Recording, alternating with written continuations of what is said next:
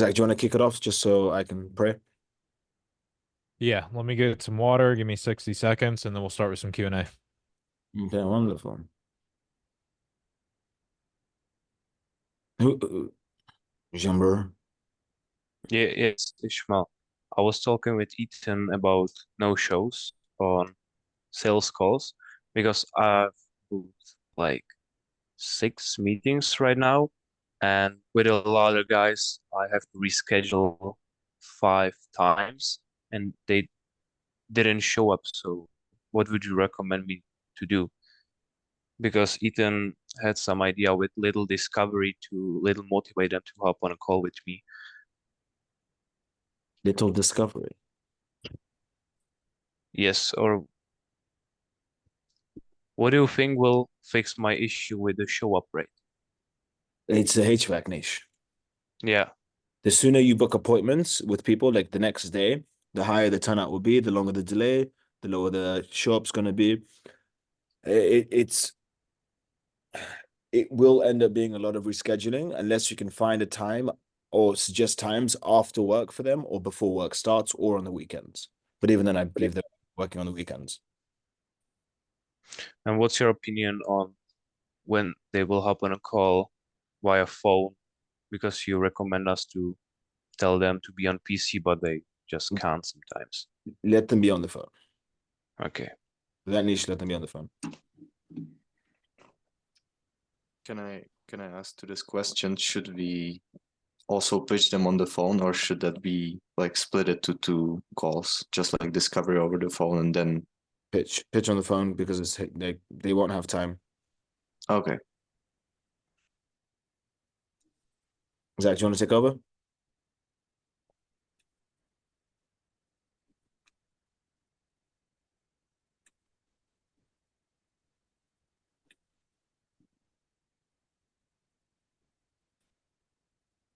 Zach.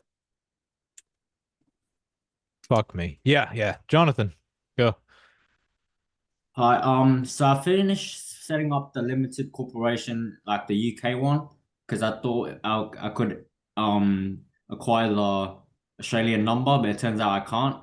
So should I just try set up a corporation in Australia to get the address to buy the Australian number?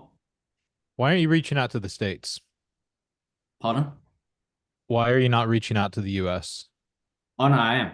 I started today. I started reaching out to California. I started calling LA today. Okay. So why are you reaching out to the Aussie land? Because like the timing for me, because like calling Gotcha. America, I have to wake up like around like 4 o'clock. Yeah. Yeah, Okay. Yeah, so the way that Go High Level and the regulatory bundles works is that you'll need uh a valid address yep. in the country that you're signing up for the regulatory bundle. Australia is one that requires it. The UK requires it. You don't need one for the US, obviously, but yeah, if you want to call Australia, you need to get one. It's not the regulatory bundle. I already got the bundle, but it's just when I try The buy the number, address. like yeah, it's just like I have to put the Australian address. I can't put Yeah. the address on the bundle. Yeah. So I think it's two forms. I don't remember exactly, but yeah, you have to have a valid address. yeah, so you think I should set up the corporation in Australia to try get that number? Well, I think you should probably look for a friend and use an address over there if you can. I don't Yeah. know how it works. I know Australia is one of the more strict places, but I would use a friend's address, see if you can do that. If not, then you're just gonna have to get an LLC or whatever the Australian equivalent is to that. Oh no, I already live in Australia, but it's just like I was just Oh, well, wondering fuck if me, man. Then yeah, why are we having this discussion? Yeah. Oh, open a yeah, business over there if you live. Yeah, open a because I business, was wondering if there's get it anything I should be registered. aware of, like having two different companies and stuff, like under my name. Not that I know of. Not that I know Yeah. of. Yeah, Of course. Thank no you. issues. JT. Oh, great. So during a sales call, their objection is that they don't want to pay anything upfront. No, they don't want to pay seller fee or retainer or anything. They are only willing to pay after they get close result? What do I like? Are they just not interested or something else? No, I'd have to see the entire sales call to see Mm. why. You might be setting the wrong precedent when you're on the cold call. That happens a lot. People will say, "Sure, I'll get on a call with you, but I don't want to pay anything up front." And you say, "Yeah, yeah, absolutely not an issue." And then you get on a sales call with them and they feel like you've bait and switched them. Oh, So, are you in the real estate niche yeah, still? exactly. Yeah. Yeah. Yeah, it's a common thing in the real estate niche. When you're on cold calls, don't outwardly say that you have an upfront cost, but if they ask, don't lie about it, and then you'll be booking in less calls, but the calls that you have will be better. Got it. Got it. Can you review my cold call really quick? Yeah, get it pulled up. Thanks. Stucky. Oh, that was fast, JT. Okay. Hold on, Adrian.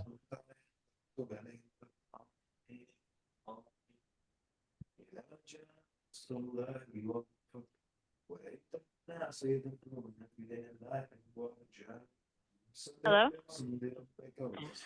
Is this Alicia Alvarado? Yeah, Matt speaking. Great. My name is JT. I got your information from Realtor.com. Do you have a minute?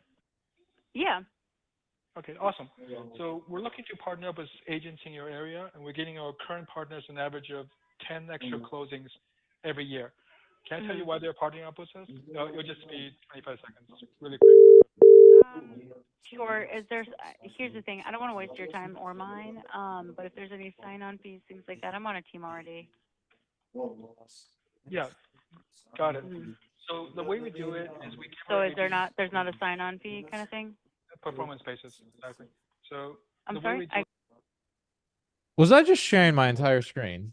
Did I have a slip there and nobody said Yeah. anything? Yeah. Fuck Yeah. me. Oh well. All right. Jess, can you make note so we cut that out for the recording? Not that I do anything bad on there, but I don't know what's on there, what's not on there. Take that as a yes. I can hear you. Yes. performance. Cool, Like, cool. Thanks. It's no, yeah. So the way we do it is we give our agent, Any sign-on fees, things like that, I'm on a team already. yeah, got it. Mhm.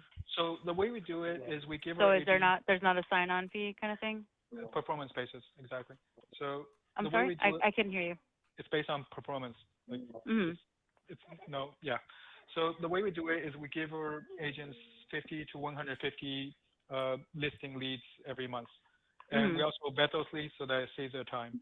And I can tell you the detail of the offer in a 15-minute Zoom call. Do you have time either today or tomorrow? No. Is it something I have to pay for upfront? Like it's not a referral-based program, then no, I'm not interested. Yeah, it's referral based. Well, yeah, I mean, there you go. Right. So, yeah, I mean, if like you're just setting the wrong expectation on there. Got it. You will book in less calls. It's a thing in the real estate space where people have been burned 1,000 times. They just don't want to pay anything up front. It's up to you. It's like, do you want to have better sales calls and less of them booked, or the opposite? At Right. your stage, JT, I would recommend taking less and just making sure that they're higher quality.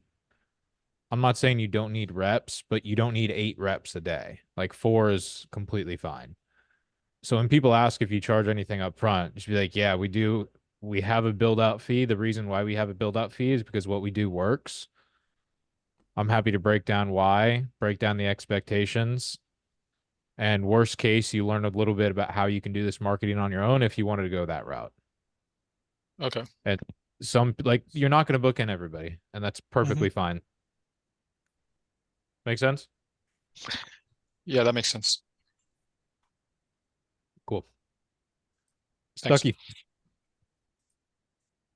So I want someone to review my Facebook ads that I have running. Can I book in a meeting with you for that? Yes. Do you have my calendar? No. Oh. The only one I could find was like the first time client, which I'm sure that would work. But I was just wondering if there's a different link I could get. Yeah, just use that one. Okay, use the one on the first client call. Yeah, and then for the answers, just say current client, whatever. I'll know you mean. It's fine. Yeah, sweet. Thank you. For sure. Brenna. Yeah, when I say our partners get an average of 8 extra closings each year, like you have our backs on service delivery, so we can say that with absolute conviction, and it is true, right? Not in real estate. Not in real estate. You cannot guarantee that a real estate agent is going to close any leads. If you want to guarantee a certain amount of leads every month, yes, completely fine.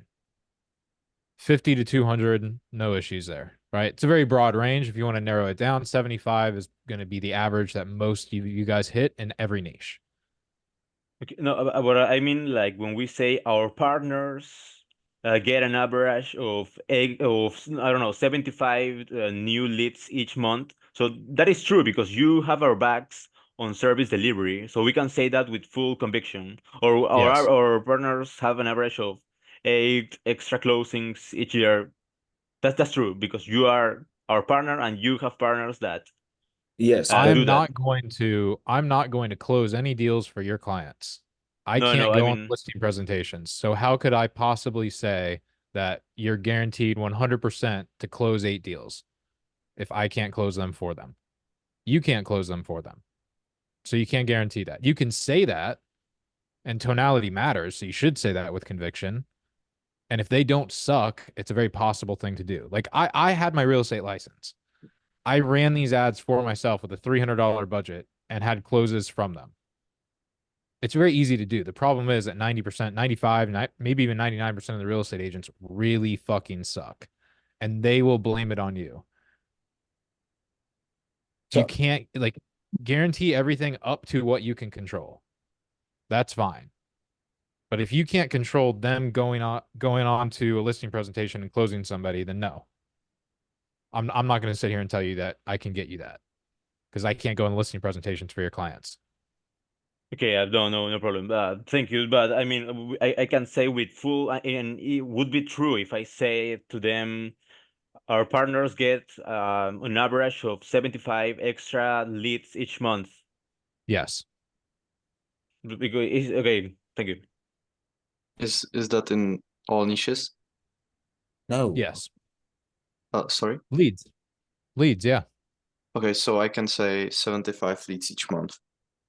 No, doesn't apply to all Yeah. niches. No, it does. Look at look, In $1,000 HVAC. of ad spend, Okay. $15 cost per lead, 67 leads a month. Okay, fine. I take it back. Okay. My math stuff. Amadeus, Tracy, cameras on.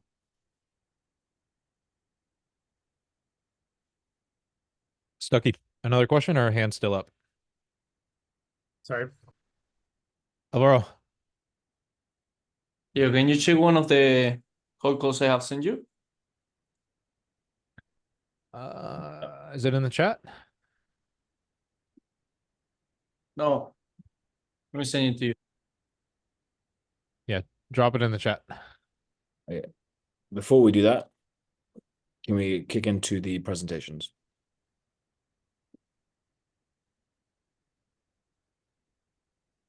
Are you cool with that? Yeah. Wonderful. So, ladies and gentlemen, predominantly just ladies on this call, we're going to go over presentations. Now, in the beginning, Zach and I are going to be going over the theory of presentations, and then we're going to break down this entire presentation. This call is recorded for you guys to watch back whenever you need, so that there aren't many questions on presentations. Now, at all points, if you have a question, feel free to raise your hand. I will feel free to ignore you as I go through my thought processes. All right? So, kicking it off. Presentations. Now, this works with the questions that have just been asked on. We need to understand. I wish I had my whiteboard. We need to understand, what do we offer, right? We do not offer closed deals. If we did, we would be a deal agency, not a lead gen agency. That is one thing you guys have to understand, right? Now, I'm going to put it, because real estate is one of the biggest pictures, right? Let's put this retrospective to understanding in real estate, right? So we have lead gen company, right? That is attached to the agent. Now, what we're going to do is we're going to run ads,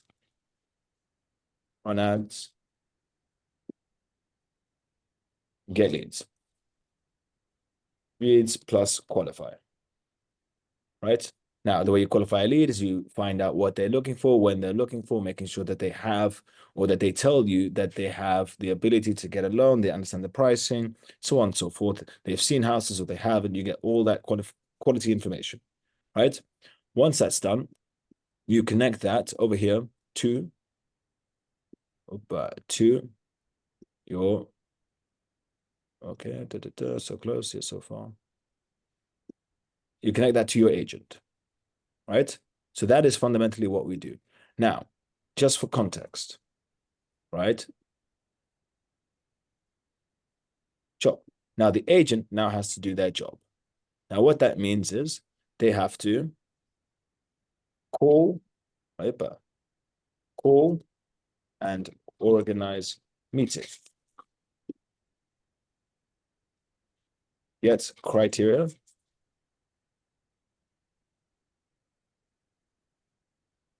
Send criteria. Touch base bi-weekly, right? Show houses, so on and so forth. So on and so forth, all the way up to a period, the most I've seen, but obviously there has been more.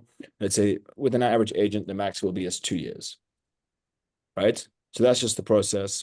There's some other bits involved, such as dealing with mortgage lenders, so on and so forth. Now, let's look at the next aspect of this, right? We'll do month 1, right? Month 1, they have generated, let's say we've given them 20 leads, right? Now you have to understand that when it comes to the job, let's add another one over here, right? Let's say depending on the market, the average deal duration is 3 months, right? So that's typically how long it takes to close a deal. And they have to compete with other agents in order to get the job, right? So let's put that there, boom. Now, month 1, we've given them 20 leads. They're very happy. They're like, yeah, some of them are good, some of them are bad, so on and so forth, right? Now, month 2, we've given them another lead. We've given them another 20 leads. 20 leads. So what that means is they now have 40 leads. And then we have month 3. Let's do this. Month 3, where they've been given another 20 leads. About 20 leads.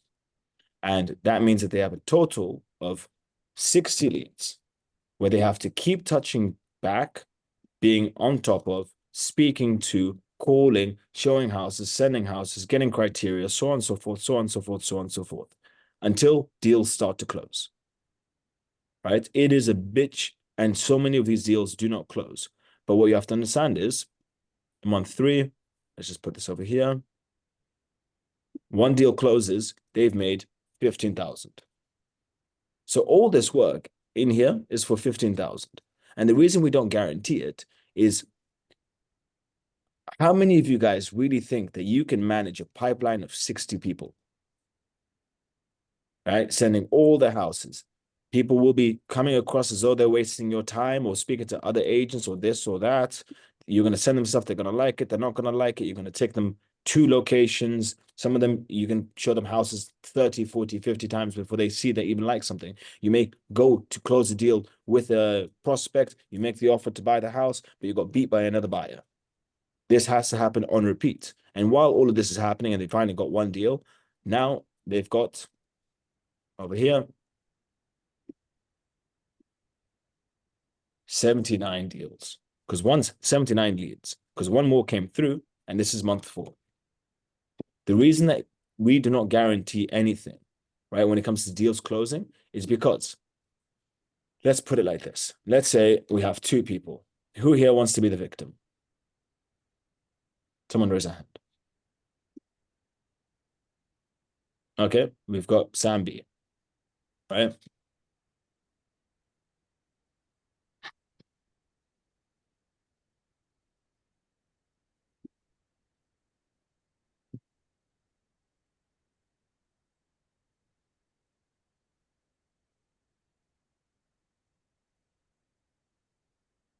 Who's winning, Sam? Huh? You muted. At what? At what? Me versus you as a real estate agent. Probably you, Why? because you have more experience. But fundamentally, we have the same shit, don't we? We've got the exact same amount of work to do. Right? But now, Yeah. why is it that I'm going to do better than you? But now, let's go a bit extreme. It's me versus Hojin. Hojin's fucked. Hojin's not closing shit.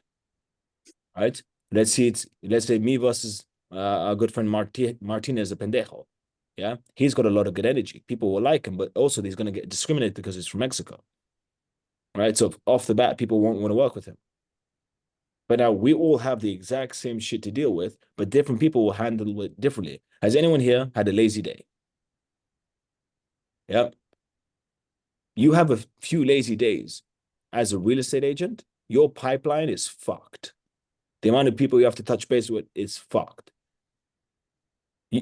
How many people here, who here has got to the point where they've had enough sales calls, they don't remember who they spoke to that day? Anyone here? Okay, Alvaro. Yeah, okay, Alvaro, Martinez, Amir, I think you raised your hand. Imagine you guys had to do that every day. And now you've got 4 months in, 80 people that you're actively speaking with. That you have to remember all of their names, where they're from, be on top of them, beat every other agent, send them all the listings, everything that's available on the market, organize viewings, times where the home is available to see, and sending them to the home, so on and so forth, so on and so forth. Now, JT, you've been a real estate agent, right? Yes. Is what I'm saying bullshit? No, that's pretty accurate. Yeah. So when it comes to real estate agents, and I work with them, yes, you get fucking good ones who are dogs, heathens, right? Honestly, if you end up speaking to a Jewish person, sign them on. They're wonderful, right? Jewish person, they're people, and this kind of stuff works amazing, in my experience, right? But for the majority of the world, this is way too much fucking work. It's all of this for 80 people. And that's with an average campaign. I've got campaigns with people who are receiving or had received, 3 appointments per day, right? So 3 appointments per day, nonstop. So fundamentally, it's so much work and it gets to the point of diminishing returns, right? Where campaigns aren't touched. So now what we need to understand, due to all the complexities here, now obviously real estate is more complex as a niche when it comes to self-delivery compared to others. Whether it's this, whether it's med spas, we are not in charge of how good the machinery is on the fucking med spa. We're not in charge of their fucking previous Google reviews when they were good to clients or bad to clients. We're not in charge if a roofer showers or doesn't shower. Because if he doesn't shower, it's going to affect the fucking quotation. If he's unable to speak in a well-mannered way, it's going to affect the quotation depending on where they go or where they don't go, right? It is not our prerogative to provide our clients with closed deals. It is our prerogative to do what we can to get them as many opportunities to close deals, because fundamentally, that's all that we do. Right? Now, at this point, we move on to the next slide, right? Which is presentations, right? So everyone here has a presentation.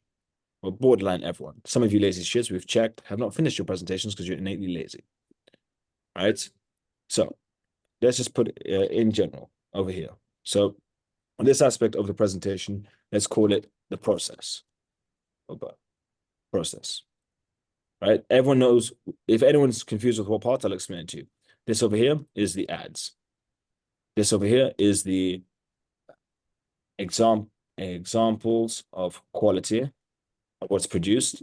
And this over here is the weekly meetings. Now, I know that we have the smartest people in this program. So someone tell me this answer. What do our clients want?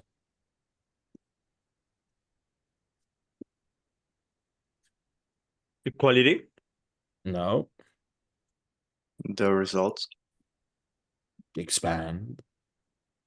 I don't know, make money. There we go. They want $dollar green. Cardi B is what she dances for, right? Money. So at no point do I deviate or say a single word in the presentation that is not directly fucking correlated to increasing the likelihood or percentage of money entering their bank account. Other than that, I think nothing else matters. All aspects lead to Rome, and Rome is fucking money. That's all we're discussing, right? Because they haven't hopped on a call to get to know you or give two fucks about you, right? They will never look at you as, oh, the child that I could have had. Your parents didn't want you. These people don't want you. That's how this works, right? Your focus.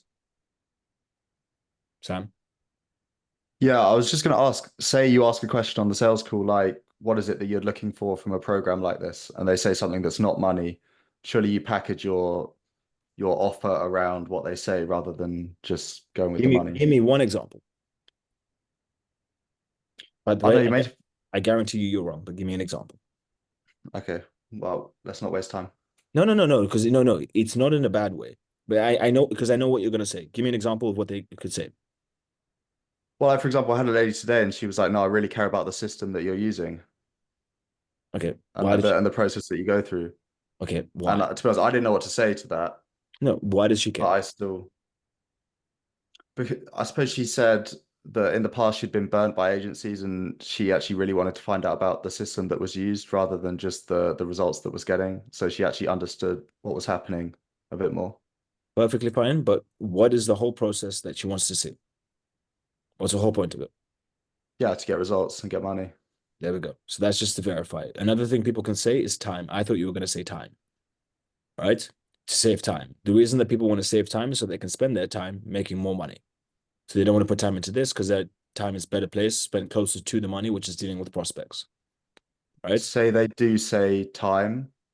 Do you still package it around time, but then lead it into money?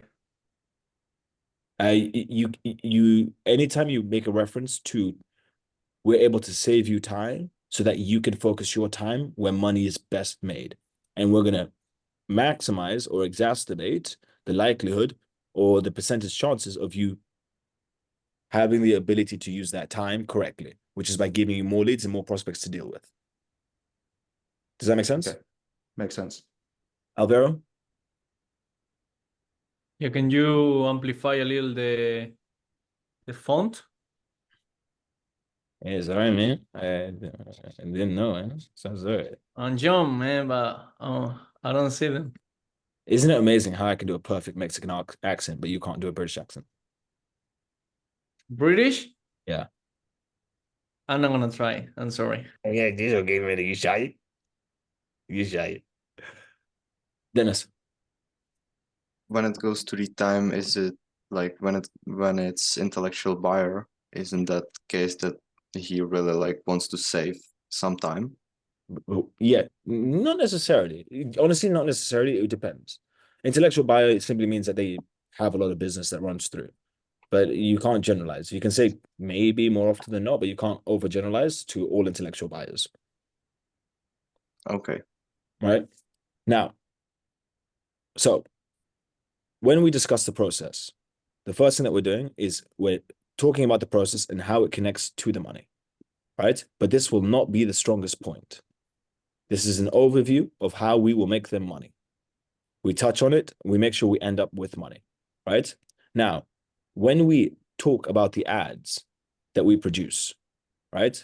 This is going to be a stronger point on how our ads are more likely than other ads to produce a higher yield, which brings us more money. As an example, the quality of the ads, the lower cost per lead allows us more opportunities to speak to more people. Rather than people being redirected to other companies, they're going to be seeing your company because our cost per lead is going to be so low, and more people will see our ads and more people will fill out our ads retrospective to other people, right?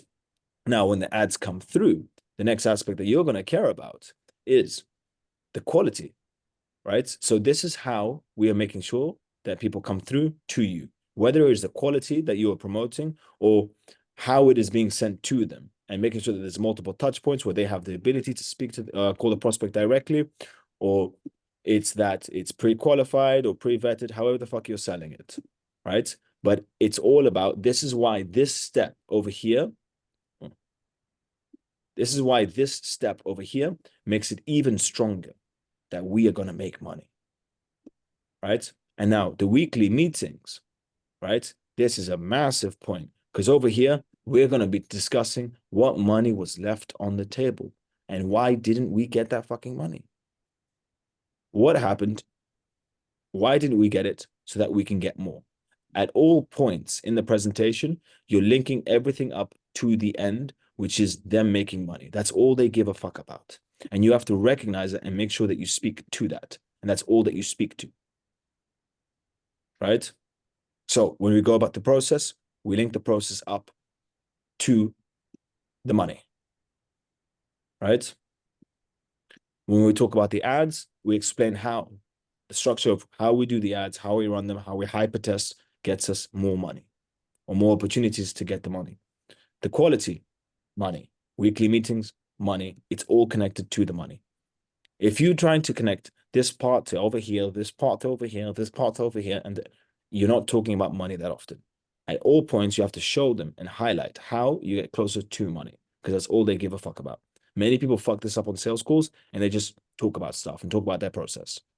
But at all points, you have to keep reconnecting it, where they say, yeah, I see why that makes us more money. Yeah, I see why that makes us more money. Yeah, I see how that makes us more money. So on, so forth, so on, so forth, so on, so forth.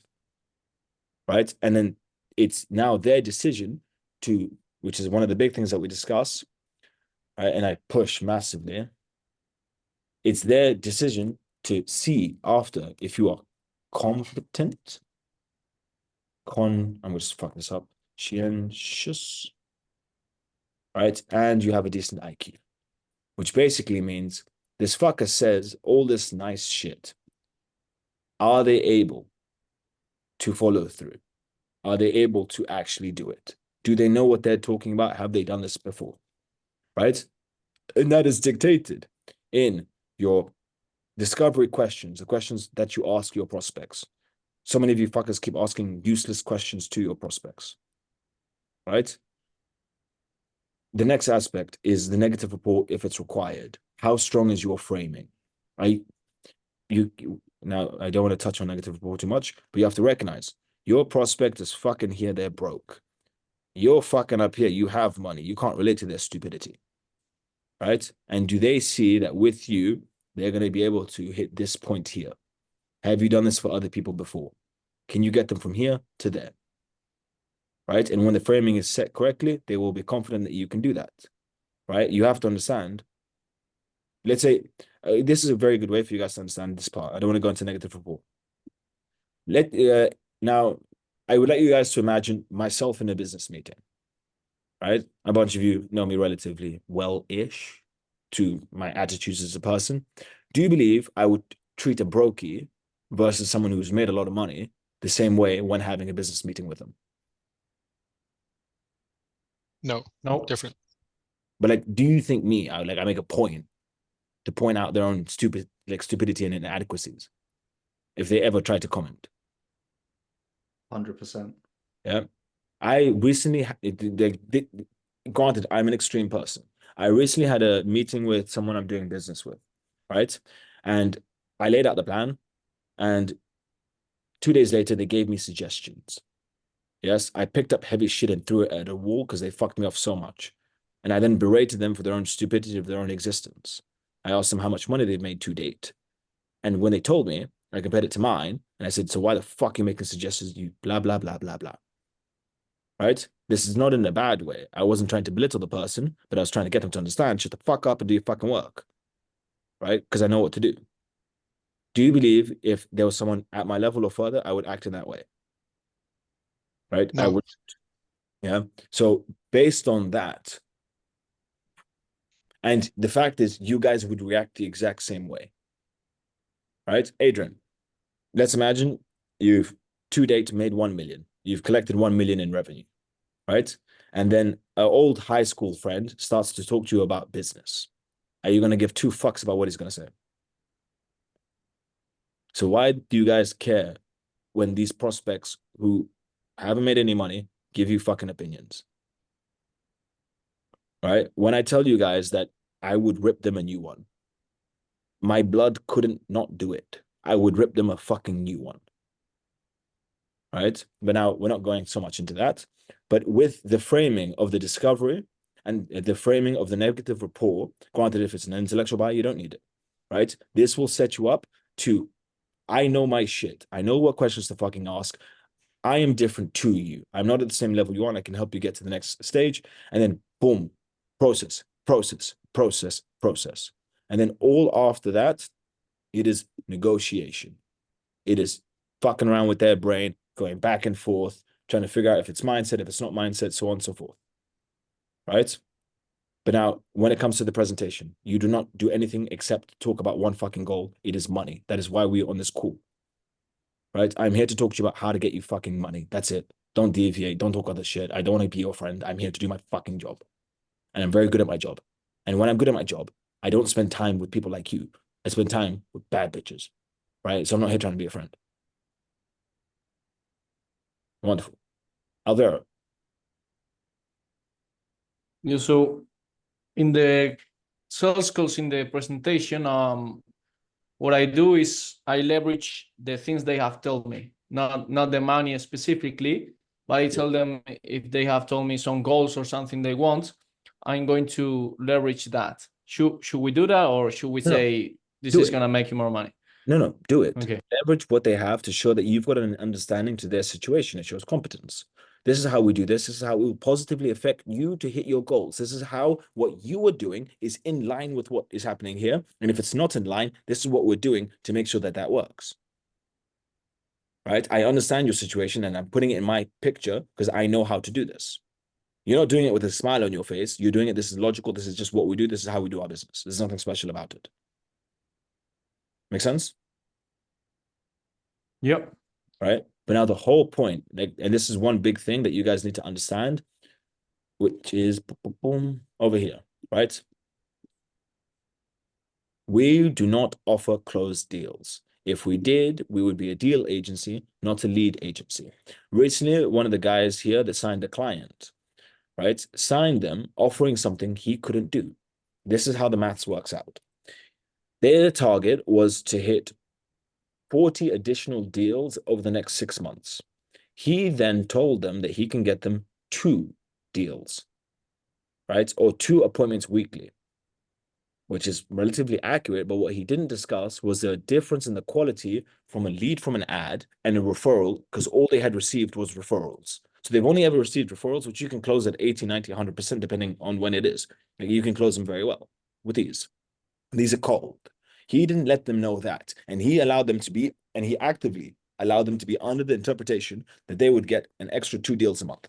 So 2 deals a week, right? So they would have hit their target in 2 months, right? 2 months in 1 week, they would have hit their target over the next 6 months.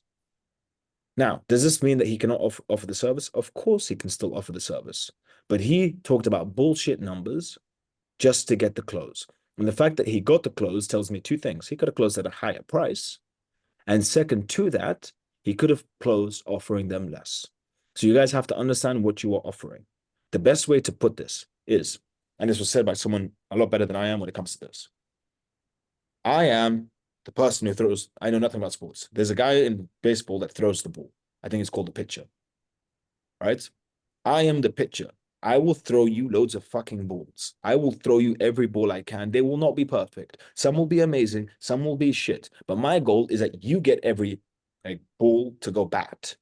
And you need to bat as many of them as possible. I'm not here just trying to send you the creme de la creme. I'm here trying to get the whole market in front of you. When I see someone in the market, I'm going to throw them to you. See someone in the market, throw them to you.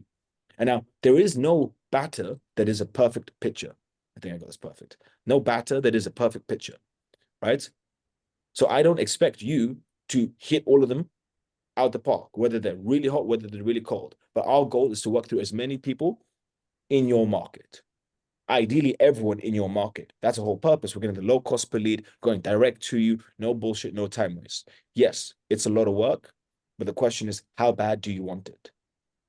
How bad do you want to get the results? The fact is, if you're looking for some creme de la creme agency that takes you to the moon, that's not realistic. To get to the moon, it takes a lot of work, or a fake video of a moon landing, right? That's a little joke. No one appreciated it. Wonderful, right? And that's what we're offering.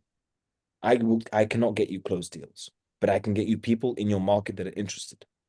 Yes, direct to you. You can call them straight away. We can set it up so as soon as the lead comes in, automatically dials one of your team members. They pick up the phone, automatically goes to them. Zach, can we do that? Yes or no?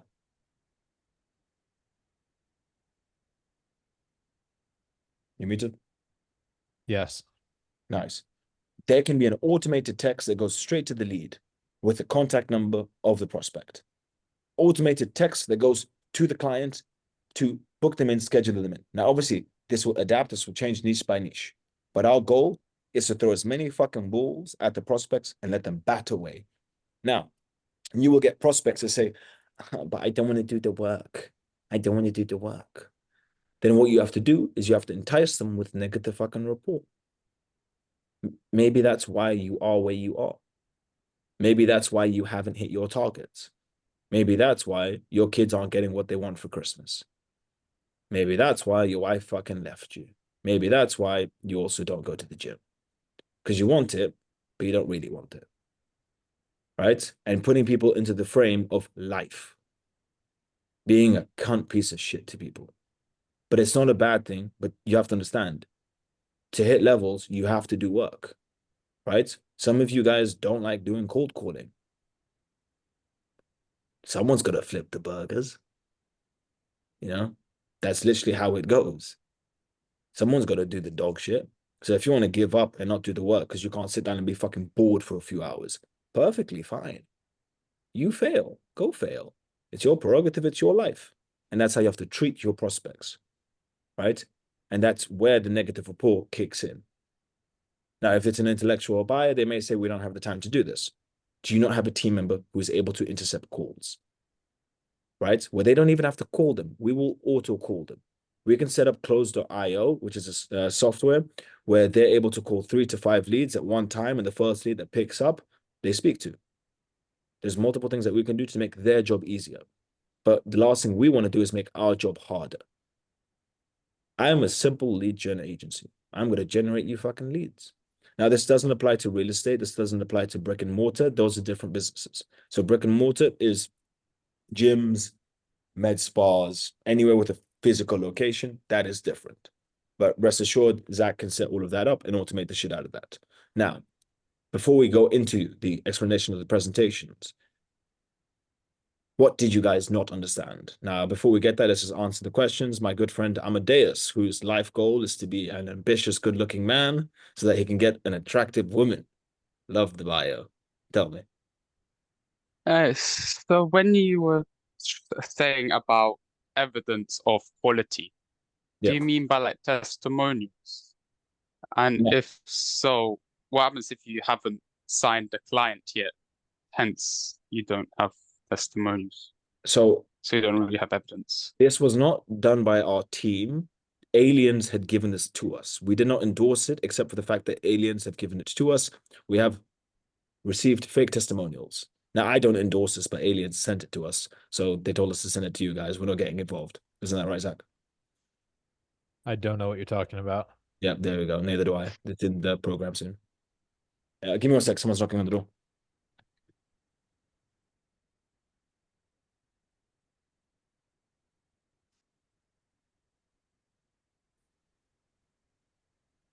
something else.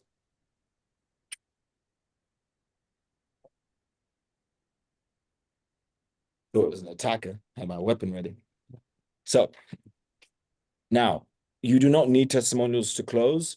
It doesn't make that much of a difference. It's just that people believe that it does. Right? There is a slight difference in conversion rates because I've tested with testimonials, without testimonials. Right? It's slight difference. The biggest reason is that you aren't closing is not because of testimonials. It will most likely be because you're shit at sales. I'm not saying this to you. I'm saying this to everybody. Dennis. Yes, when I go to the slides where I have the examples of ads, I don't know what exactly to say because what I said to this point was just those are some example of our ads, but I didn't frame it as a solution or I didn't connect it to the money. This is going to be recorded. Zach's going to have a go. I'm going to have a go. We're going to just go through this. Right? Okay. Zach, do you want to go first or I go first? I'll go first. Okay. Just a random presentation, yeah. Yeah, any presentation. Jumber. Yeah, as you were talking about some system when the intellectual buyer can picks up or call 5 leads, and who the first picks up, they go from there. Jumber, when you have a client, a magical thing's going to happen. You're going to book in a call with Zach, and then everything's going to be set up. Yeah, sure, but I can pitch it on a presentation, or shouldn't, or it doesn't make sense. No, you can, but that doesn't matter. The reason you're not closing, it's got nothing to do with the fucking product. It's because you're shit at sales. Right? Guys, I don't mean this in a bad way. Yeah. So many of you guys are going to try to overdo a presentation. Right? Yeah, let me cover up all the spots, so on and so forth. Now, there is logic in pre-handling objections in a presentation, but you do not need a massive presentation to close. Now, why do I say this? Because I have closed on repeat without showing anyone anything. I have closed people without telling them what the fuck I do. I have had a message from people saying, once they've paid me, they're like, by the way, what have I just paid for? I've had people asking for the money back because they don't know what they paid for. They paid. Right? It's to do with sales. It's to do with competence. You don't need everything to look luxurious. You need to come across as a person who will do their fucking job. It is not because I have the systems that I will succeed. It is because I am who I am. And that's how you need to come across on a call. Does that make sense? Yes, it makes. I just asked because I was curious about it. No, that's fine. That's fine.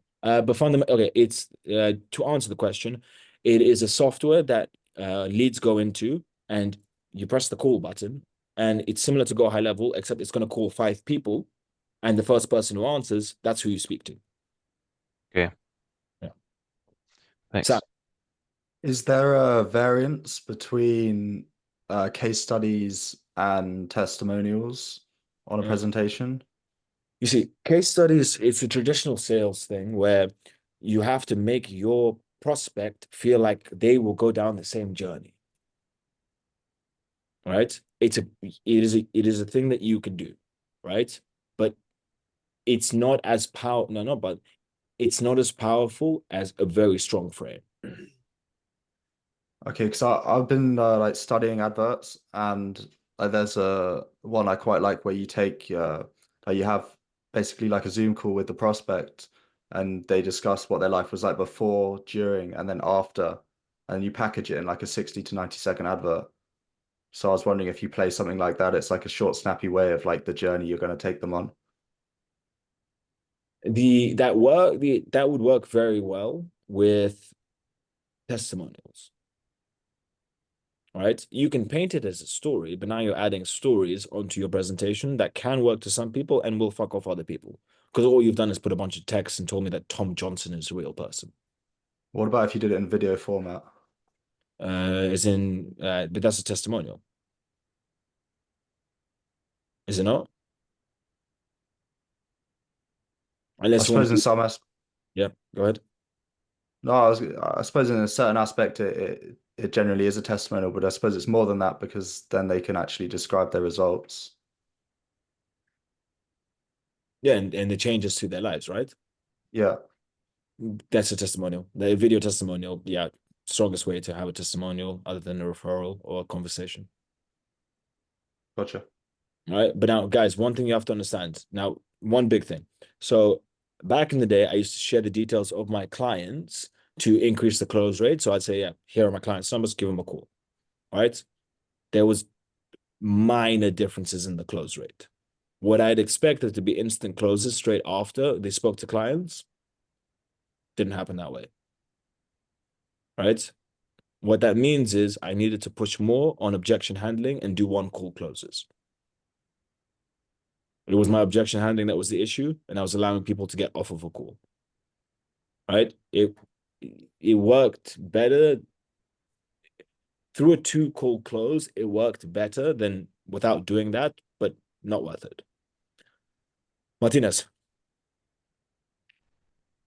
Yeah, so I don't have like an example of a qualifying call of a real prospect. So can I ask my Mexican friend Alvaro to lend me one of his qualifying calls so I can put in my presentation? Of course, you can. Okay, thank you. I've heard Mexicans are very greedy, but go for it. Yeah. Apparently, they don't like to share their tunnel routes with each other. I've heard, but you know, to each their own. Dennis. I was able to sign one client in my all niche before we like don't work together. We ended, but he would be. Stop talking like a depressing person, please. Yeah, I already said that my mother is sleeping, so I'm not trying to wake her. But this is how you're speaking. You can talk very quietly and, you know, have a personality. Okay. So, okay, can I continue? Go ahead. Perfect. Yeah, he would be open to making the video over the Zoom with me, like the short one. Is that, should I do it? Or if so, what questions should I ask? Because I believe it would be more trustworthy because I would be actually there talking with him. It would be like call recording. Yeah, that's perfectly fine. Do it and ask him questions about how things were before and how things were after, and how many times out of 10 does he believe that if you went into a systems, it would work? So if you went in 10 different times in 10 different markets and with 10 different variables, right? How many times does he believe you could get in, turn on your systems, and he can make money? Okay, and are there any other questions and anything else that I should leverage, or the length of the video? No, there is no ideal length of the video that's going to tweak someone's psychology. Right? Yeah, but should I make it like, I don't know, more like 20, 30 minutes, or should it be like punchy 5 minutes? Punchy 5 minutes. Okay. Nobody wants to hear you speak for 20 minutes. Obviously. Yeah, but you have to, the shorter the better, because you have to recognize, okay, make 2 variations. Get him to get you a video testimonial that he shoots himself and do the interview. Okay. Yeah. Yes, but I need to be like, I would say careful or not careful, because he's not from HVAC. It's literally like chess coach, normal guy. So I need to. Okay. He's a chess coach, so he's most likely a loser. I mean that in the most respectful way. So yeah. Ask him to pretend that he's a HVAC owner. Okay. Okay. Okay. Yeah. Great. Okay. Do you think he'll say yes? Yeah, I believe so. There we go. And tell him you'll play a game of chess to say thank you.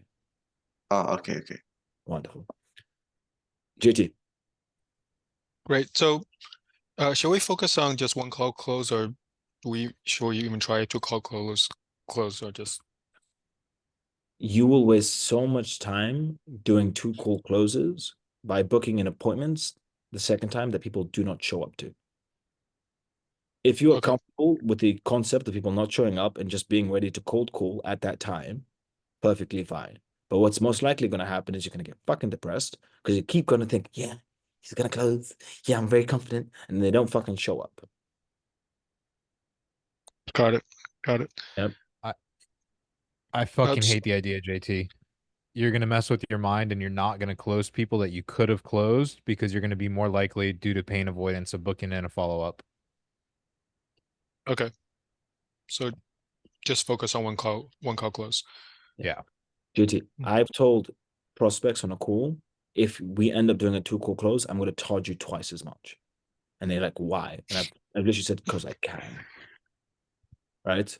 I've told people, if I don't close you, I won't speak to you again, and I will forget that you exist. Right? They're like, they're the cunts. They're like, you can follow up with me. Go fuck your mother, follow up with you. Right? My time is worth a lot more than that. You either pay now, and we get started now, or I'll call other people. You're not the only business that I can get. Right? And there's no logical reason for you to not pay now. Push and do objection handling. It's called buy or die. It fucking works. Buy or die works to shit. You never let them off the call until they purchase. And you will get so many people purchasing. Yeah, so many of you guys don't do buy or die. It's one of the rules. Just do it. You will close deals.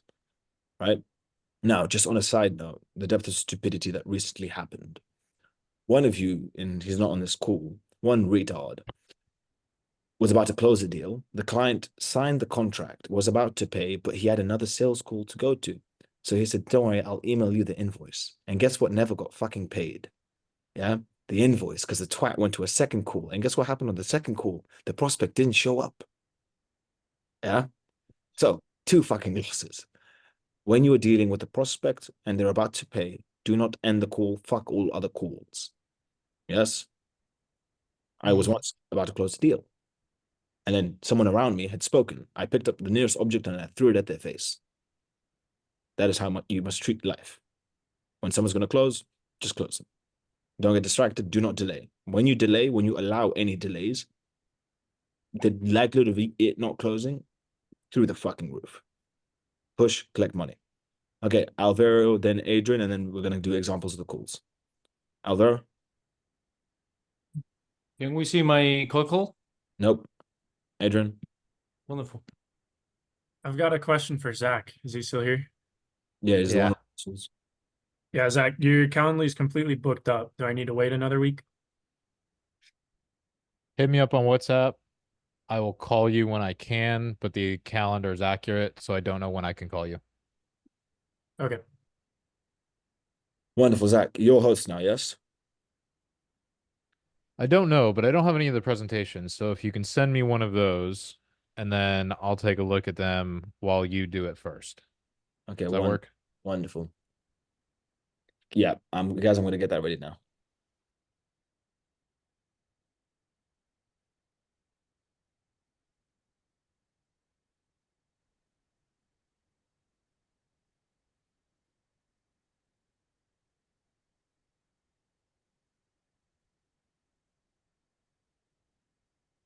Okay, so I'm opening up. Whose presentation is actually finished? Oh, Mehmet, mashallah. You people did not finish land, but you finished presentation. Very good. Very good. Anything. Huh? I don't know what my land's got to do with anything all the time. What do you mean your land? You don't have land. So we do have land. Anyways. You don't. You don't. All right, cool. Carry on. Yeah, I'm getting your presentation. 1 sec. Mehmet, boom, boom, boom.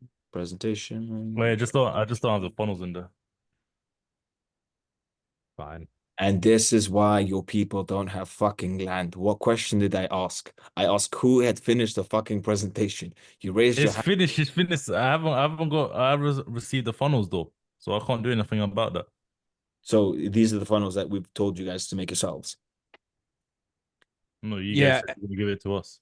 No? Mehmet, I know I'm tempted to put a screenshot of our conversation on the screen just to shit on you. Go on to Go High Level. There are funnel templates. They're shitty templates, but it doesn't matter because the size of them is about this big. Place them onto your presentations. It's an example. Which funnel templates? Which ones? Go into Go High Level, create a funnel, and then there are templates. Or just go to Google Images, funnels. Go to WordPress, funnels. It is amazing. We've done 90% of the fucking presentation and you guys just didn't, finish it off. Yeah. WordPress funnels. Anything. We'll find anything. Anything. It doesn't matter because we're going to custom build them for everybody. And you don't want to show funnels on a sales call anyway. All right. Fine. Fuck it. I've got one here. Zach, do you want the present link? Yeah. Oh, what a beautiful presentation. I want to ask who made it, but I know it was us. Wonderful.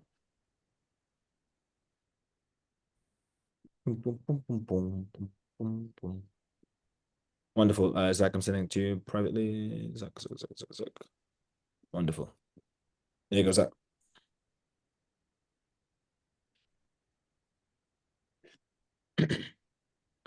So just overall, Zach's going to be going over the presentation. So I'll be the prospect in this case, right? And his main thing is to touch points and focus all the way on the end solution. Zach's going to give it a go. I'm going to give it a go. I guarantee you we're going to do it differently, but we're both going to have the same principles in place. So Zach, whenever you're ready.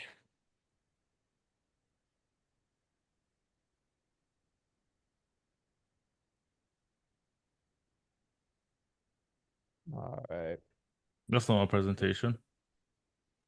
It's supposed to be mine. No, it's not fucking yours because yours wasn't fucking finished, you doofus. That's all right. Mehmet's muted. Okay, so Ishmael, let me actually look through this presentation. Hold on. That's fine. Fine. I do not like weekly calls. I'm going to skip over that one personally. That's fine. I'll let you show them how to do weekly calls. Okay, cool.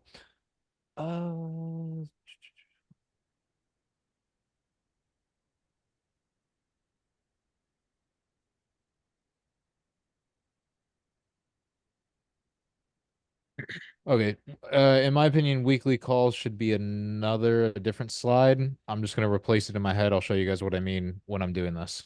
So, okay, Ishmael, I'm going to go over each one of these steps in detail, but to give you an overview of the process, essentially what we're doing is we're going to build out ad campaigns for you, which is going to be able to generate between 50 and 200 leads every single month. However, once we collect the information once we generate these leads, we're going to put them into a funnel. And what the funnel does is it's going to ensure that we're collecting information from people who are legitimately interested in your business and in the services that you're actually offering.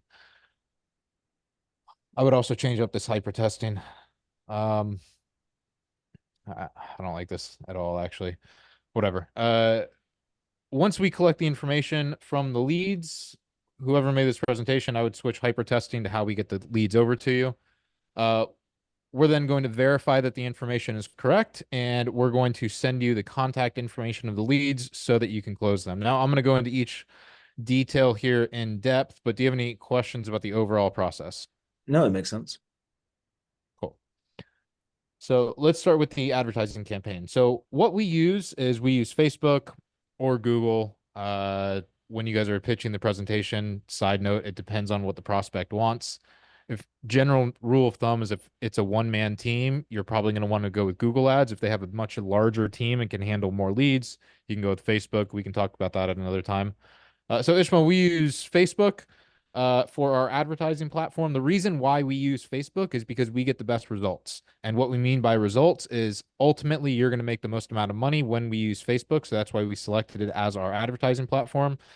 And what we're going to run on Facebook is a minimum of 24 ads at once. We call this hyper testing. Essentially, you're not going to have to worry about any of this. This is completely handled by our team, but we're going to get the cost per lead as low as possible, ultimately generate the most amount of leads as possible, and make you the most amount of money. Do you have any questions about how we're generating these leads? Now, do you need our images or are you going to provide your own?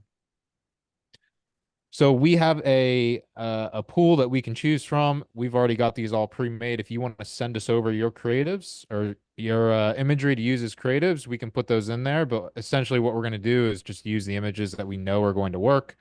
We can sprinkle some years in and test, but we're focused on results, and the results that we know we can get are based off of the images that we know are already working in the market. Okay, perfect. Cool. Cool, this will work. Now, once we generate the leads, we don't just want to send you everybody. Essentially, what we're going to do is we're going to ensure that the leads information is valid. So this is a real person. The phone number is a working phone number, and the email is an accurate email, we're going to throw this into an email verification tool before we ever send them over to you, so that you can put them into your system, or you can ensure that the lead is actually a real person. And we're going to ask for their zip code because we don't want to send you leads that are outside of your service area. Now, I've got a few examples of calls on what you can expect lead quality to look like. So just tell me which one of these would you like to listen to? 1, 2, 3, or 4? Let's do 2. What exactly do you need done? What is your timeline? When do you want to get started? Can you give me more detail? What the fuck is this? It's called people not finishing their work, but carry on. All right.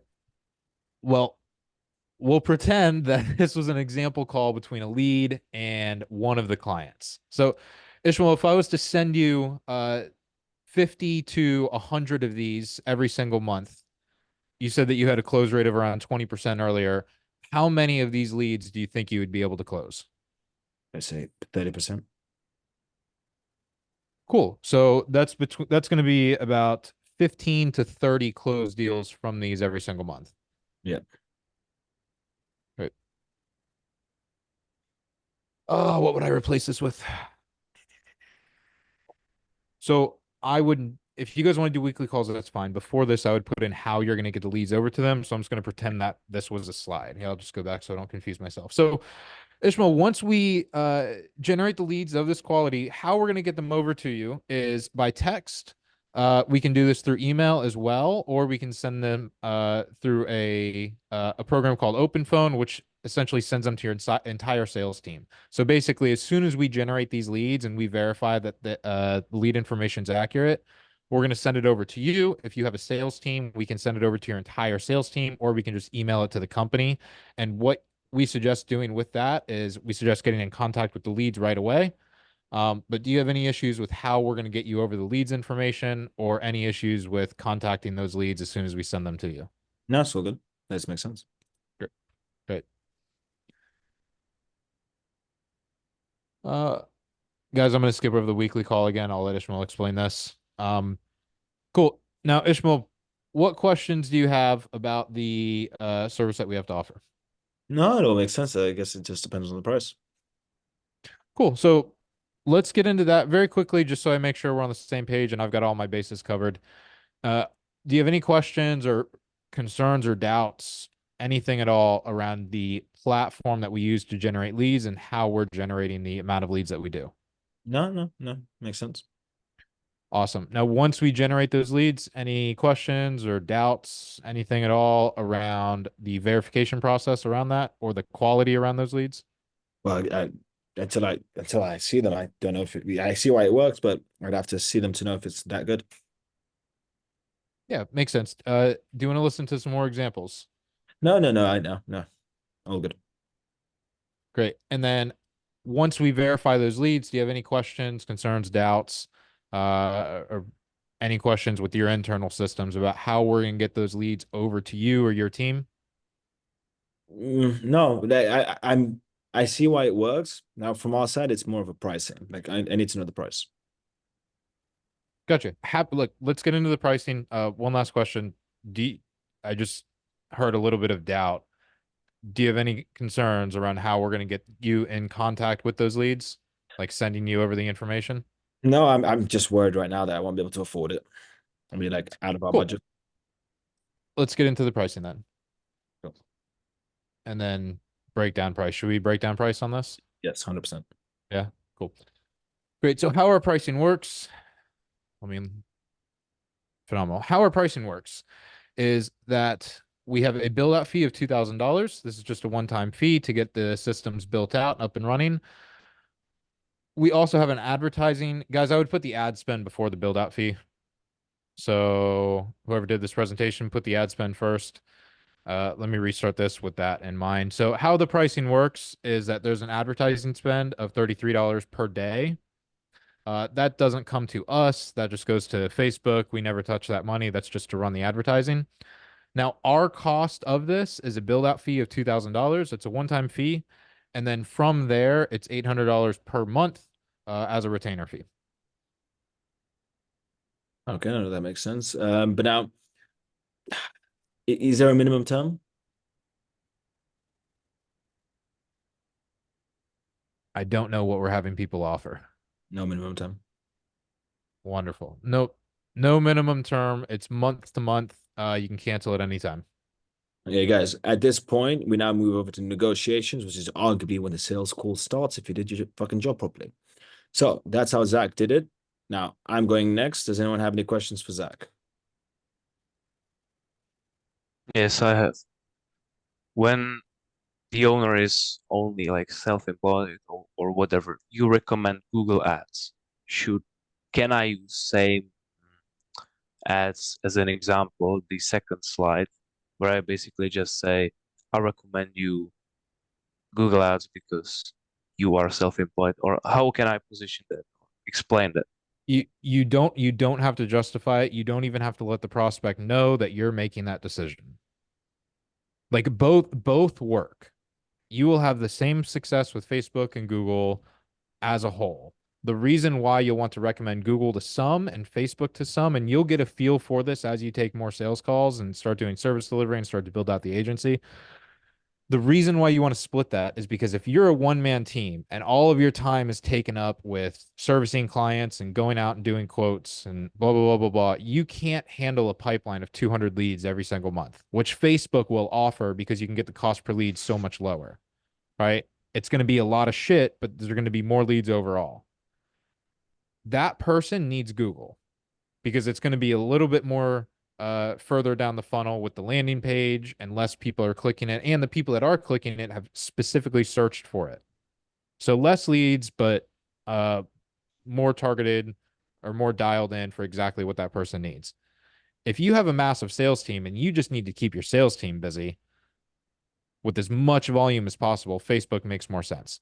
Now, to answer your question directly, you don't have to tell the prospect why you've made that decision. You just pull up your presentation on this one, yeah, and say, the platform we use is X. Not here's why, it's just, or here's why, because we get the best results. Not because you have a massive sales team or because you've got this. Yeah. Does that make sense? Yeah. Look, makes sense, but I'm totally newbie in that. When I'm going with Google Ads, you said X or whatever. I didn't understand it. Let's pretend that I'm a self-employed HVAC owner, okay? And you're selling me the service. What would you say basically on this slide? Who's going to be working the leads? Let's go with the Google advertising. No. Who's going to be working the leads? You're an HVAC owner. Who's working the leads? I don't understand what you. If I send you 100 leads, are Okay. you going to be working them all? And are you doing all of your own servicing for the company? Or do you have a receptionist? Do you have people going out and doing quotes for you? No, I'm only me in the business. Then I'm doing Google. Okay. Google because you can't handle Facebook. Okay. It's too much volume, right? And now let's pretend you had a receptionist and you've got a team of 5 guys that go out and do quotes plus minor services, and you've got another team that do full installs, and you're just managing all those people. That guy's getting Facebook. Okay. Does that make sense? Yeah, okay. Cool. Sam. Yeah, so 2 questions. If we just go back to the pricing screen for a second, on the build-up fee, do you have to put the price on there? Because surely if, No. like with the potential to vary it. Okay. Yeah. And yeah, point 2 is for like the advertisements, do we only run like almost that kind of creative, or do we play around with kind of different ad creative, like videos, for example, or is there any difference in like the number of leads you get from that? Yeah. It's so videos, Sam, don't play around with it. We've got something that works. These actually aren't perfect examples, but it's completely fine for a presentation. You want to use the collage. You don't want to play around with videos. It's also not something that you really want to get into on the presentation. You definitely don't want to get into it on the presentation. Ideally, you're not getting into it on the sales call at all. So you just kind of position yourself as the expert and what you do is fucking right and they listen to that, or doesn't work. Basically, sometimes they will ask for the creatives.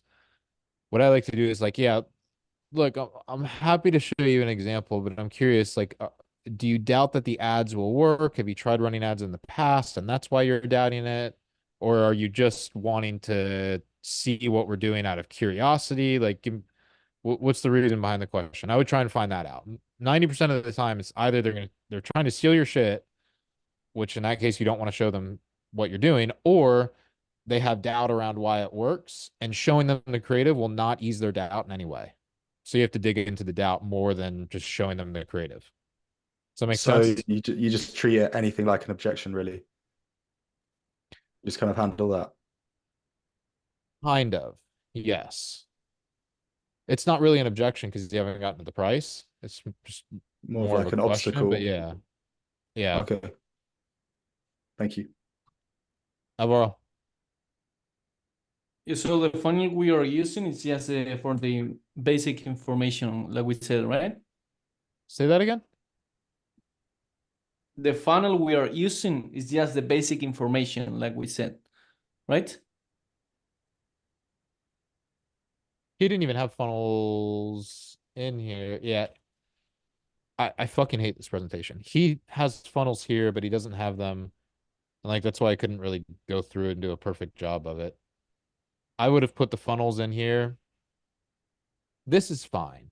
This is fine. I would have done a funnel example down here, and it's not bad. Yes. The funnels and the pre-vetted leads, the verbiage has changed, which kind of throws it off a little bit. But yeah, basically this is the funnel slide. Okay. And we explain the funnel like you explain it to make it like it's you explain the purpose of the funnel. You don't explain the funnel. You're not going to put a funnel up on screen and say, this is where we collect our information and this is where we show you about the business. No, yeah, of course. You explain the purpose of the funnel and primarily the results of the funnel. Yeah. Yeah, so they can see the results, the ROI from there. Yeah. Okay. Okay. And also you once said that we shouldn't show the ads because the people can think that they can do it, right?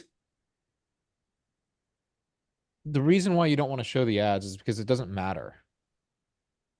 If they're sitting here focused on what kind of creative that you're going to run, they're focused on the wrong thing, and you need to get their mind back into the results that they're going to get from it and the fuck away from how you're going to get those results.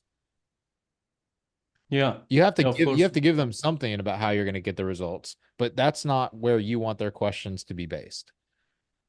If they want to see a creative, they have doubt somewhere, and you need to find out why that doubt exists and not just giving them an example of the creative. Yeah, they maybe have some license or something they have to put in or something like that, right? No. That's a minor thing that you can add in. You know, like no, that, what I mean okay, is that's the their doubt. broker, for example. You know, they have to put somewhere the broker or something like that. Depends. For example, in real estate. You know what I mean? Most agents don't even know that, but yeah. Got it. Yeah. Okay. Got it. Dennis. Am I able to promise them that those leads will call him directly on 4, or I can only send him leads that he will need to call himself manually? It'll be a mixture. Okay, because when it goes to the HVAC, one guy literally told me that he can't imagine himself calling those leads, and he would much rather from me to just deliver those leads and like basically be how I structure it is I was trying to explain it to him, but I didn't know if I can do that, is that I would be able to send him as many people as possible that would call his phone. But I'm not sure if I can do it. I would kind of go in a negative rapport there and just be like, look, if you're not willing to call the leads in any way, then I can't promise you anything. If you're not willing to put in work for your business, I'm not going to promise that you're going to grow your business. Yep. Okay, so there's sorry. You're just a bitch. Yep. Your client literally said, I am a lazy piece of shit. And you said, what else can I do to help this lazy piece of shit? Instead of telling the lazy piece of shit that they have to pull their thumb at their ass to get results.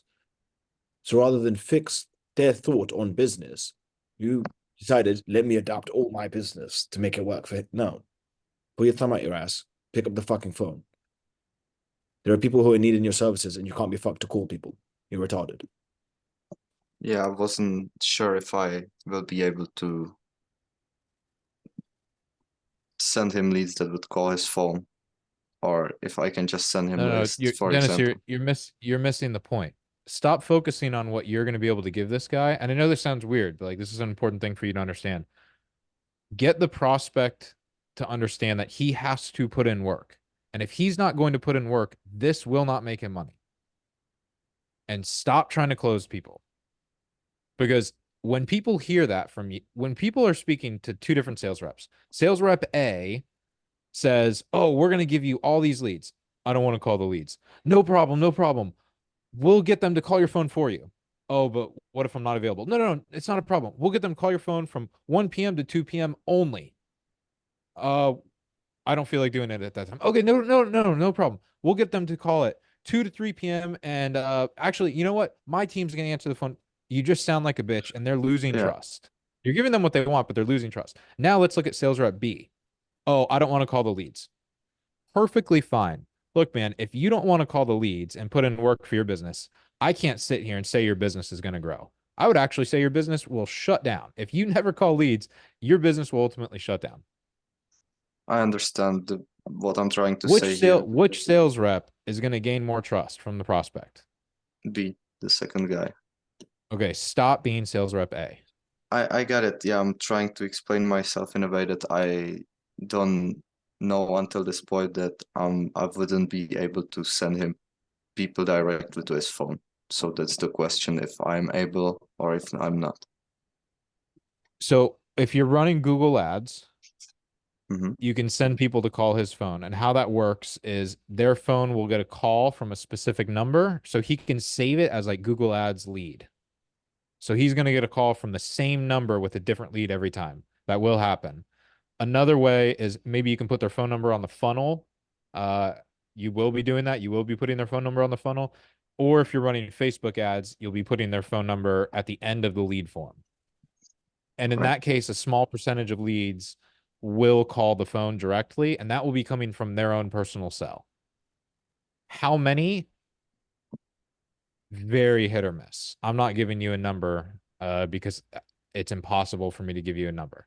But Perfect. yes, it will happen. How many? We're not sure. It's the number they need to be focused on is 75 leads. A percentage will come from calls. A percentage will come from form fillouts. Great. Yeah, now I understand. Thank you. Cool. And what the percentages are, it doesn't matter because they're leads. You just want their contact info. You want to hit them up. Okay. Dennis. Claudio. Dennis. Yes.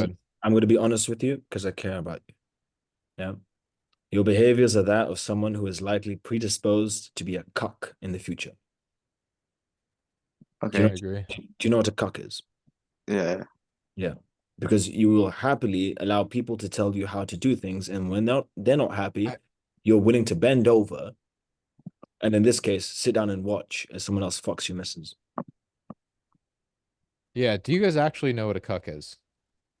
Everybody just says yeah and agrees, but I don't think you guys really know what a cuck is. Let me put this on here.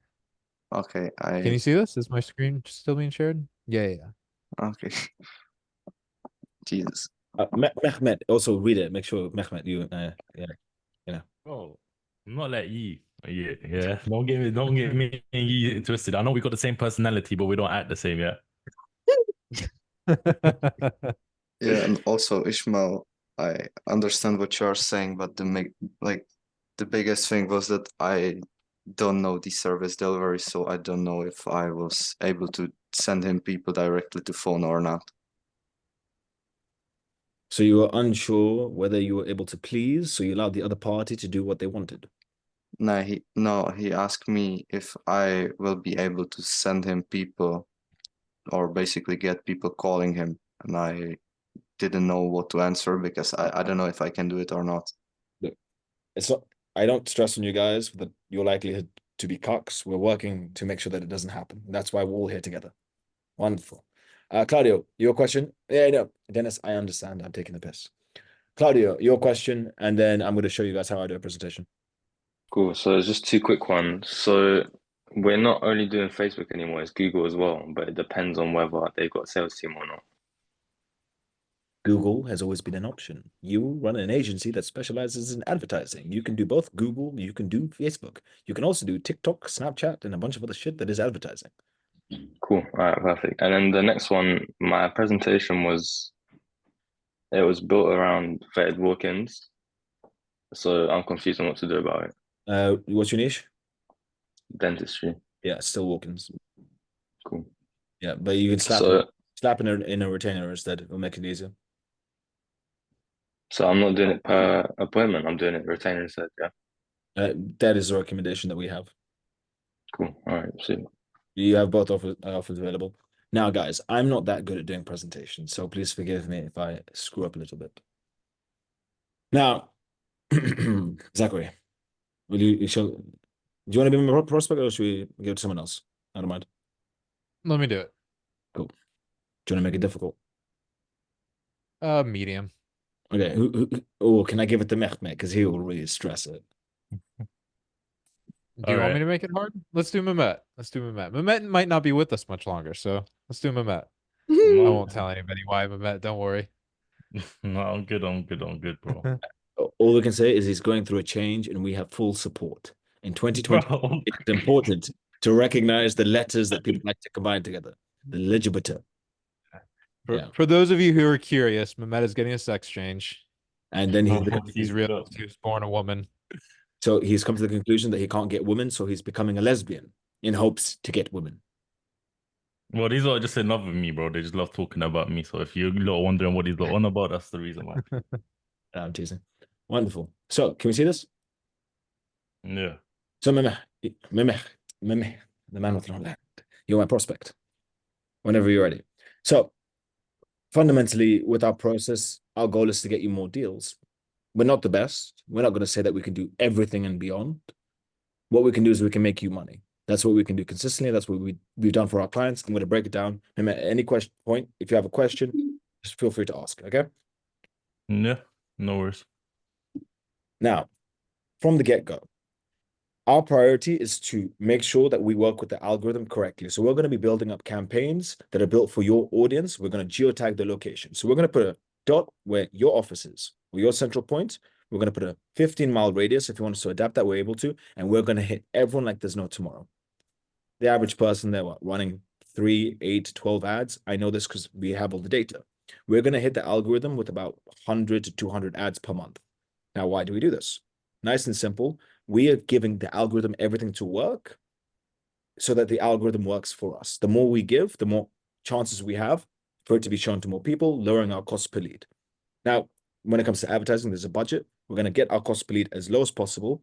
So for the same budget, we're getting more leads. So rather than paying $50 per lead, we end up paying what, $5, $10? So we're going anywhere from 100 plus in terms of how many leads we get. Then we work them through our funnels in order to make sure that people are qualified, there are no robots, and they're real people. And we just continuously hyper test, because the lower the cost per lead, the more leads, the more money. Now I'm going to break down what that looks like. So over here. What platform are you using? So we have two options. We can either use Facebook, we can use Google. Under these circumstances, we recommend Facebook. If you have any issues with it, I'm happy to use Google. Do you have a preference? It's just I used Facebook in the past, yeah. Okay, and did that go well for you? It went all right, but I got a lot of unqualified leads. No, fair enough. Well, I'll get to the point later on what we specialize in when it comes to the quality, right? Okay. Fundamentally, it's a numbers game. The more people that know about your business, the more business you get. You can agree? Yeah. So one big thing is we're not going to show people 5 ads and just blast them with 5 ads. We're going to show them hundreds of ads. So when they see your business, they're going to see this ad, that ad, this ad, that ad. And when people interact, they're more likely to see the other ads. That's why we hyper test, and it causes a case of omnipresence. This is both with Facebook and with Google. Does that make sense? Yeah. So am I making the ads? Am I sending you the videos, or have you got certain things in place for that? We have we have an entire database. You see, we used to use client stuff in the past, but then we got some really bad quality stuff, didn't work well. So we stick to what we know works. Is that okay? Yeah. Wonderful. Now, the next part of the process is vetting the leads. Now, it's going to work in two ways. As soon as the lead comes in, we're sending them straight to your business. You're going to get their name. In this case, it's John Doe with the phone number 303-455-4532. We're going to set automations in place. If you want, we can set it up that a team member or yourself, as soon as the lead comes in, you're going to receive a call. You pick up that call. It's going to automatically call that lead. Or we can have it in a database where all the leads are there. You sit down, you call. It's going to call 5 people at once. First person who answers, you're going to speak to them. Or it can just simply be that we're going to send you the leads, and when you're ready, you can call and contact them. Now, we can help you with setting up automations after that, nurturing campaigns, but our main focus right now is getting you as many leads as possible. So we're going to lower down the cost per lead, and we're going to pass over as many people as possible. Now, over here, I'm just going to play some examples of what you can expect from these leads. These are conversations that leads have had with our clients. So, blah, blah, blah, bullshit, video. Right? So whether it's from a text automation, whether it's going to be from a phone call, Mehmet, I've got one goal. Every single person in your entire vicinity, whenever they speak about fencing, your business is brought up. That's all I can do. I'm going to throw you as many balls as possible. Some are going to be terrible, some are going to be amazing, but at the end of the day, everyone's going to know your business. Before someone has the option to choose another business, they're going to know about yours. Does that make sense? Yeah, you just obviously you mentioned about the qualification process. So obviously, so what happens if they don't call me? How are they getting qualified? So we'll be able to set up. No. So the qualification process is we're going to get name, telephone number, email address, and their zip code. Now, obviously, if they're not in the zip code, we know that you can't work with them, right? And we'll be able to cancel those ones out. But everyone else, I'm sending to you. Now, hands up, you can't call all of these people. I know this. Not all of them would be picking up. But how powerful is it to have a database that hurricane season has come through? You've got everyone's contact details, and you can start calling. Is that fair enough? Yeah, just the reason why I was asking, I've done Facebook ads in the past before, and I got a lot of low quality people who didn't even know they filled out the information. Yeah. That's the only reason I'm asking. So the way that it's structured, everyone would have filled out their information. It's just GDPR, right? So we're going to make sure that all works well. But I need you to understand that my goal here is not to get you closed deals. My goal here, anyone who has a fence in your location, you have their contact details. You are on top of them. You will call them, right? Now that comes on to the next thing because it can get a bit hectic. We're going to be hopping on weekly calls and structuring everything to maximize how much business you get. Whether it's following up with the leads, we're going to be working with you because I understand you've got other methods of getting leads, other ways to handle that. We're going to work with you to handle these leads. Now, database is getting a bit too big to be calling. We're going to work with you if you want to set up text campaigns, email automations. Mehmet, my goal, as I keep mentioning, is to get everyone who can use your business onto your contact book. Now, Mehmet, my question to you, if we're able to do this and you've got everyone's contact details, do you think you'll run out of business? Not run out of business, but I might not have enough staff to be calling in the leads. Obviously, I'm already my staff are already quite busy, and I had other companies that were offering to qualify them for me before they send them over and just book straight appointments into my calendar. Yeah. So it might be extra work. It will likely be extra work, but one thing is that's not the part that we handle, right? Now, if you want to, I can connect you with some agencies that have VAs that are very good. They can handle the leads. If you don't have enough time, we're able to connect you with them. They operate at a low cost. My goal here, Mehmet, anyone in your vicinity, you will have their contact details. You can put them into email campaigns, text campaigns. As soon as they come in, you can call them, your team can call them. My goal is to get you everyone's business, and it's your goal to close that business. Now, on the basis that you have everyone's numbers, do you believe you're going to make more money? Yeah, definitely. That's what I do. Do you see why? And how many leads would you be able to bring in each month? Realistically, we're looking anywhere on the low end 80, on the high end 200. But you have to understand that with all of this, it just builds up with the lifetime value, reoccurring customers, especially with fencing and the hurricane season. So our focus, build up that list, and hurricane kicks in, you can let us know. It would be an add-on, like an additional cost, but we'd set up some text campaigns, some automation, so you can get booking. Okay, so the automations are all separate to the cost. No. So the initial automations to get them all over to you, right? Yeah. That's included in the cost I'm going to go over. But if you wanted add-ons, that's something that we can discuss in the future. Right now, I don't care about that. My focus is to get you as many contacts as possible. Okay, and how much is the cost? Now, before we get onto the pricing, nice and simple. If the pricing makes sense for you, right? Is this something that you'd want to get started with? Yeah, I'd have to think about it, obviously just with the qualification process and just want to see how it works. But yeah, what do you mean with the qualification process? obviously I'm having to qualify all of these for me. It just might be a bit too much for me and my staff. Okay. If it's able. On the basis that I'd be able to connect you with someone, like a reliable team that can call on your behalf, would that be workable for you? Yeah, it would be good, but obviously that's just going to be an extra cost, you know? That's what happens when you're scaling a business. Yeah, of course. Look, Mohammed, you mentioned that you want to increase your current capacity by 40%, right? Yeah. Do you not see that or expect that there'd be additional costs to get that 40%? Yeah, obviously I'm just looking at different options. I just know I've seen other companies that qualified the leads as well, and then they're all keeping the same cost, you know? But then if I can ask, why didn't you work with them? I'm just testing out my options right now. I'm just going for different calls with different companies and seeing which one's the best option for me, you know? Okay, well then, Mehmet, based on that, what I want to do is I want to set up a follow-up call once you've had a look at all of your options, right? And then I'll be able to show you the pricing. The reason for this is the way that we work. We only do one call closes because of how many people we speak to. We don't schedule follow-ups once we've shown the pricing. So is it okay if I'll let you speak to other companies, and when you decide who to work with, then you can come back to me? No, just the whole point is just that I want to see the price as well. I want to compare the prices and compare the value in every single thing. Mehmet, the way that we've always operated is our pricing works with the value that comes with it. There's an ROI. We wouldn't let you break even because our business wouldn't grow. So I'm very confident that our pricing will make you more money than it will cost you. I am beyond confident on that. So what I'd really like you to do is look at the value that other people have. And if it means that we take a loss, that you don't know our pricing, that's okay with us because we want you to see the value of what we offer rather than just looking at as a price tag. So would you guys have like some guarantee in place if I'm investing some money? No, we don't offer guarantees. So how can I trust in order to get the results? Have you got any examples of anything? So we don't offer guarantees due to the fact that we've never needed to. We don't offer guarantees simply because we understand that the way we do work, it's mass generation, and we need our clients to do the work. Can you see that sometimes clients won't call all the people? Yeah, of course. Now, would we be liable if we got everyone's contact details and no one received a call? No. So that's why we don't have any guarantees. And retrospective to the question that you asked, let me answer it. In regards to clients, we are hopping onto 20 calls. We work in 4 countries right now. So we've got 20 calls happening daily. We used to share client testimonials, but then too many clients got contacted. So we decided not to do that and take them off. But now, simple question. Does this work seem difficult to do? No, it's easy. I could definitely do it. Go ahead with it. But then on the basis that it's easy to do, why would we need to lie about what we do? Yeah. Okay, so how much does it cost?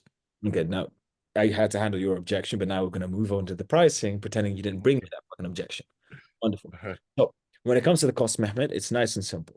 To get everything set up, build up all the automations, what we're going to do is we're going to charge you a one-time fee of 2,000, right? Now, after that, all you have to do is cover the advertising. So the advertising will be 1,000 per month. We're going to be going with Facebook in the beginning. If we see that we need to change to Google, not an issue. I'm confident Facebook will work. We typically succeed with both of them. If you have a preference, you can let me know. That money will go direct to the platform. We don't touch your card. We don't want to do anything with that, right? Once that's done, after the first month, our retainer kicks in, $800. We're not going to charge you per appointment because our goal is to get you as many people as possible, right? And the last thing that we want is for you being upset with some of them being better, some of them being worse. So it's a nice $800 retainer. But now this is the caveat. I'm asking you for a setup fee. And if you don't like how everything looks, by the end of the first month, you don't have to pay the retainer, right? We don't have a minimum term. We're that confident. No minimum term required. The setup is 2,000 to get everything up and running. We'll go into your systems. You'll own everything. Mehmet, I know I'm going to make a lot of money with you. I've got no doubts about it, right? It's 2,000 up front. There's a monthly fee to the advertising platform of 800 on the basis that you like what we do. It's 800 each month. So Mehmet, do you want to make money or do you not? Yeah, no, that's all perfect. Yeah. So, yeah. Wonderful. Gentlemen, that's how I handle that presentation. Mehmet, you're a bitch. I was expecting a lot more pushback. I was gonna put objection to the thing you just ended it. You don't want the rest of the objections. No, because that's negotiation. We're focusing on the presentation. Okay. And there is no objection that you could throw my way, Mehmet, that I would not be able to handle. No, yeah, it was good. Okay. Spanish Mexican. Yeah, so the retainer, they can decide at the end of the month. Yes. At the end. Yeah, you understand. Yes. Well, guys, I speak Mexican. What he was asking is there no minimum term? I confirmed it was a yes. No, I mean, no, if they have to pay the retainer at the end of the month, they can decide if they paid it or not. Yes. Because maybe you haven't delivered or something like that. Well, you can say that. Okay. Yes. Wonderful. Mr. Samuel. Yeah, I was under the impression that you say the price and shut up. Is that correct or? No, that is typical. I deviate because I've done a lot of sales in my life. So I'll go down little tantrums if I want. But say the price, shut the fuck up.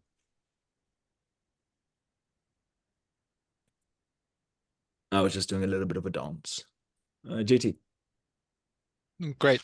Ishmael, can I have a recording of this so I can rewatch your presentation? We have done this. It's been recorded. Yes, it's been recorded. God willing, that nothing cancels on the recording, and we're uploading it into the sales section, the sales fundamentals. Great. Awesome. Jumper. Yeah, Mehmet gives you the objection of he was worried about the elites, that they will not be real people, and you said something about GDPR. I didn't quite understand what you said. So GDPR is data protection on keeping your client's details in a privacy. So all of your guys' details are in private locations. So we have all of your card information in one private location. Now, so it's basically keeping all of your clients' details confidential so they're not available to the public. Now, you have, as a company, you need to follow GDPR regulations in order to make sure that it's fit and everything works. It's GDPR. No company gives a fuck about it unless you're a really massive company and you're public, right? It's basically data protection. Do you protect your client's information, right? And when it comes to the fake leads, would Facebook be the size of what it is, considering it only makes money off advertisements if the leads were fake? So the Facebook will make sure it will be, or okay. On the basis that they're not happy with Facebook, we're happy to swap it over to Google. We don't give a shit. Okay. For those of you, really quickly, for those of you in medical niches, you might get asked about encryption for lead information, med spa, dentistry, orthodontist, things like this. Go High Level will do that. Once you sign a client, if that's a thing that your client's concerned about, just let me know. We'll get it set up. Yeah, for example, in med spa, you need to be HIPAA compliant. Just if you do your needs research, all of this. Now, Zach, don't you think, and generally, I don't think I'm talking shit. Don't you think you could see a life where Mehmet is a drag queen, like with a big beard? Well, we're gonna find out in a few days, aren't we? No, the recovery period. The recovery period is like a few months apart. Boy, you know, actually fucked in the head. I can imagine he's like walking stage like, yeah, the black people who are like tall and stuff. Mehmet, what's your question? You know, like when you're in the presentation, yeah, and you're just, because obviously with you, yeah, you were just like skipping, like you weren't like allowing them to ask any questions. You were just carrying on. Should you be doing it like that? Just be talking? No. I was mainly busting through the presentation because realistically, I haven't done any positive report or negative report. I know nothing about you. So like typically I would be looking at who you are and then asking questions based on who you are. Okay. Right? So, yeah. Like I would bring out objections that you will likely have and discuss them. Was that pre-handled? That's relatively not high level, but I don't want other people to do that because it could go very badly. All right, makes sense. Wonderful. So, who here does not understand how to do the fucking presentation? Very good. And for those of you who have pretended and did not understand, the recording will be live. Okay, wonderful. So I'm going to end this call now. Guys, it's been an emotional one. It's been good. We're going to do the same thing for service delivery so you guys get all the fundamentals in service delivery. And we'll see you next time. Thank you, Ismael. Thank you, Thank you. Ismael. You, man.